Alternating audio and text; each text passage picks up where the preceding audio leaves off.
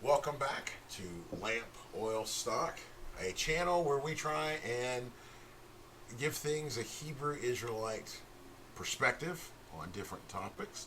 And we want to welcome you back to the second part of our current series, the Red Letter Bible series.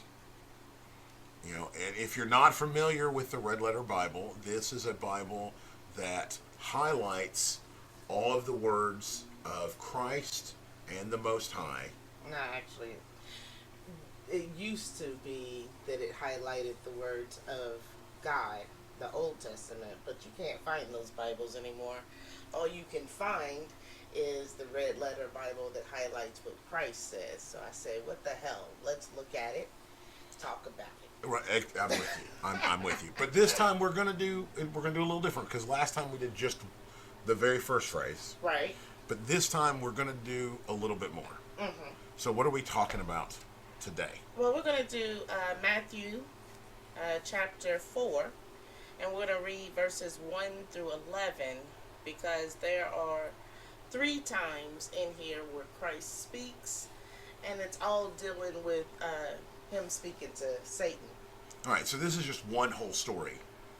Right. And it's a conversation. So we're gonna go through the whole conversation. Right. Okay.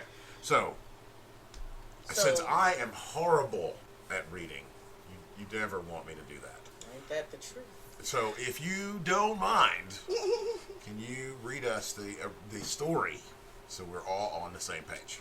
Okay, so Matthew chapter 4, verse 1. Then was Jesus led up of the Spirit into the wilderness to be tempted of the devil. And when he had fasted 40 days and 40 nights, he was afterward and hungered. And when the tempter came to him, he said, If thou be the Son of God, command that these stones be made bread. But he answered and said, It is written. Why did you do that? I tried to change my voice. No. Y'all hate the way I sound. No, you sound fine. Here, you sound fine, but you got to start that whole line over now. No, you were doing great. I was with you. You were doing good. We were good. Okay, verse 4. But he answered and said, It is written, Man shall not live by bread alone, but by every word that proceedeth out of the mouth of God. Verse 5. Then the devil taketh him up into the holy city, and setteth him on a pinnacle of the temple. And 6. And saith unto him, If thou be the Son of God, cast thyself down. For it is written, He shall give his angels charge concerning thee, and in their hands they shall bear thee up, lest at any time thou dash thy foot against a stone. Verse 7. Jesus said unto him, It is written again, Thou shalt not tempt the Lord thy God. 8. And again the devil taketh him up into an exceeding high mountain, and showeth him all the kingdoms of the world, and the glory of them. Verse 9. And saith unto him, All these things will I give thee, if thou wilt fall down and worship me. Verse 10. Then saith Jesus unto him, Get thee hence, Satan, for it is written, Thou shalt worship the Lord thy God, and him only shalt thou serve. Verse 11. Then the devil leaveth him, and behold, angels came and ministered unto him. See, that was wonderful. Thank you very much. You're welcome. And as I said, I could never do that because I'm just not that good at it. But okay, so continuing with the actual series, Right. we're going to break down the actual conversation. Now, unlike a lot of people, because a lot of people will take the whole story and they're telling you what the story means and the things that happen around the story. That's not what we're doing. We're actually looking at the phrases that are used in the conversation. Well, mainly what Christ says. Right. So in verse 4, Christ says, It is written, Man shall not live by bread alone, but by every word that proceedeth out of the mouth of God. Now, I don't know why a lot of churches or whatever want to make it sound like this is all original content from Christ, but it says literally in the line, it is written. Therefore, he's saying this is already in the Bible somewhere else, right? Right. Okay, so going back and searching the Bible, what did we find? We found it Deuteronomy 8, verse 3 says, And he humbled thee, and suffered thee to hunger, and fed thee with manna, which thou knewest not, neither did thy fathers know, that he might make thee know that man doth not live by bread only, but by every word that proceedeth out of the mouth of the Lord doeth man live. Okay, so once again, I try to bring this up. New Testament churches just skip the Old Testament, and I guess that's why they think of this as all original content, where Christ is literally just quoting from the Old Testament. Right.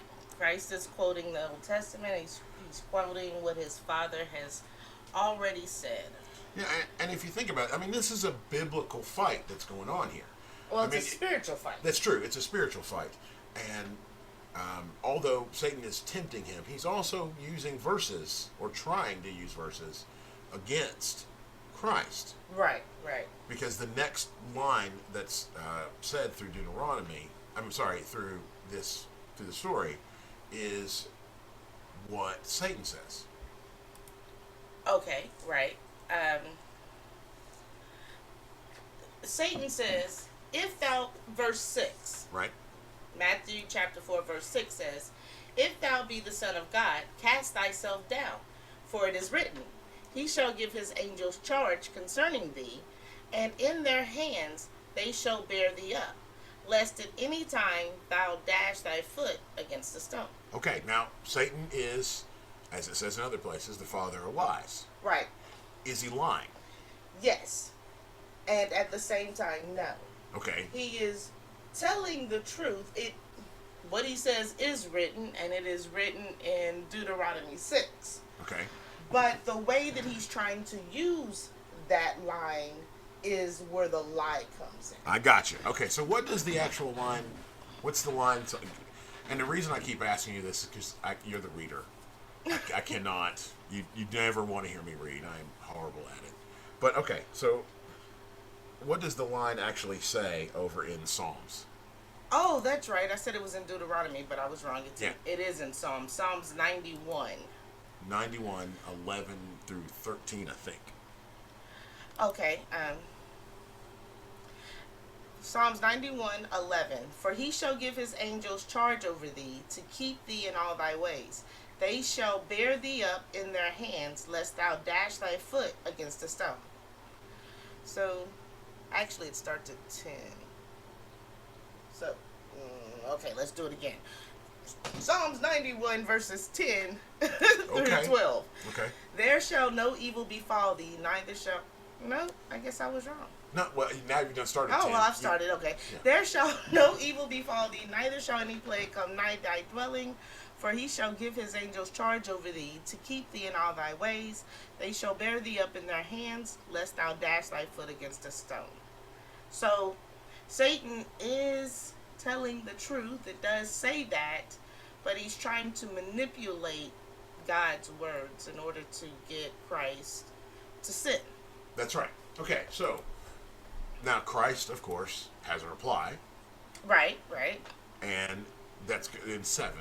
This is the next line. Right, verse 7. Right. Christ, Jesus said unto him, it is written again, thou shalt not tempt the Lord thy God.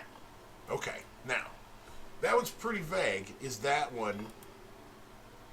mean, you know, that is a quote? That is a quote, and okay. It comes from Deuteronomy 6, verse 16. It right. says, ye shall not tempt the Lord your God, as ye tempted him in Massah.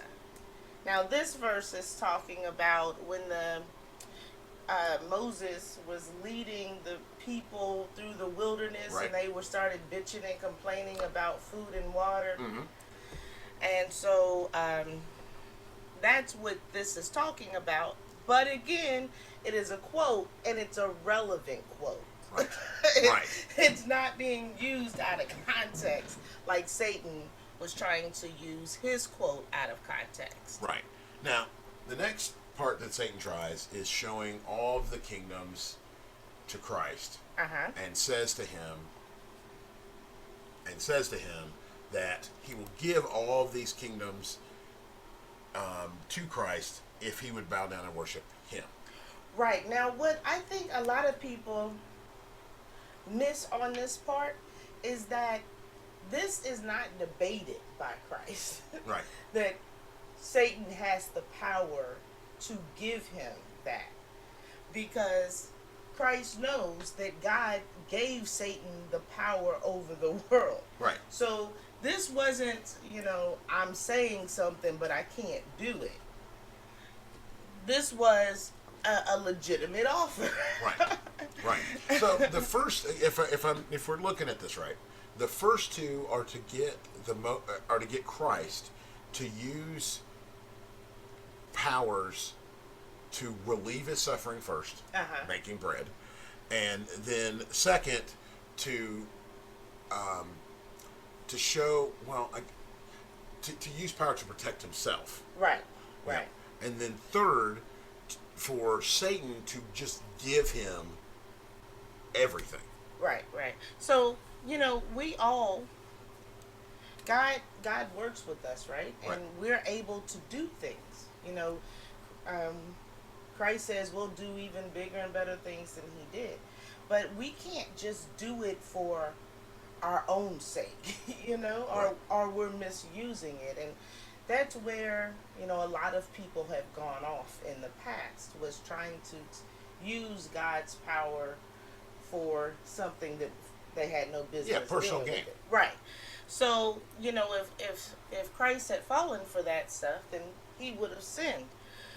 Now, here we got Satan saying, well, I'll give you everything if you just bow down to me. And Christ says in verse 10, then saith Jesus unto him, get thee hence, Satan, for it is written, thou shalt worship the Lord thy God, and him only shalt thou serve.